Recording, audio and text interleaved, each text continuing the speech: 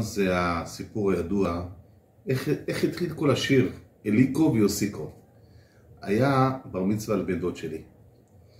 בן דוד שלי צביקה, אמר לי, אריה, תקשיב, יש לך אולי לשני חברים שהיו מוכנים להתחפש בתחפושת ולרקוד באירוע של הבר מצווה? אמרתי, כן, אבל אני לא סגור. אמרתי, אוקיי, יש את יוסי בתוך הסכים ואלי. באתי לאמרתי, חבר'ה, תקשיבו, יש אירוע בר מצווה, אתם מוכנים? אמרו לי, בטח, ברור. הם הגדילו לעשות, ועשו הופעה של הסרטים בבר מצווה, רקדו, השתוללו, ואז יש את השיר הידוע,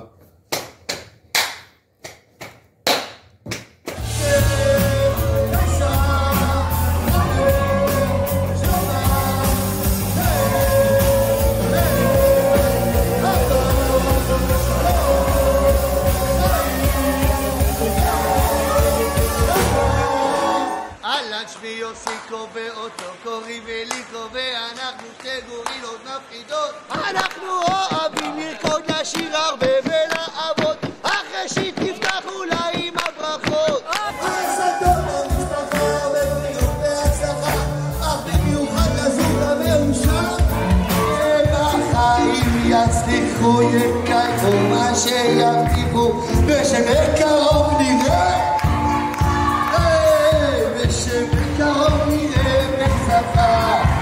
כל מי שבא היום לחתונה, אנחנו מקווים שיהנה, שירקוד ושיזיע עם המשיח שיגיע בבית אוי בבית מקדשנו יראה.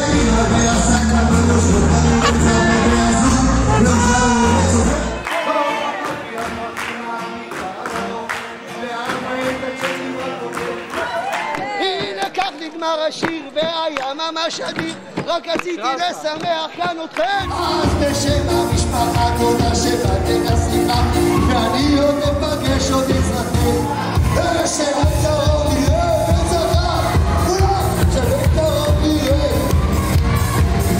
שבקרוב נראה, הופה, ושבקרוב נראה,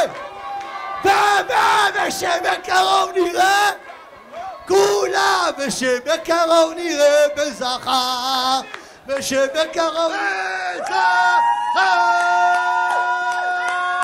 ושבקרוב נראה, ושבקרוב נראה.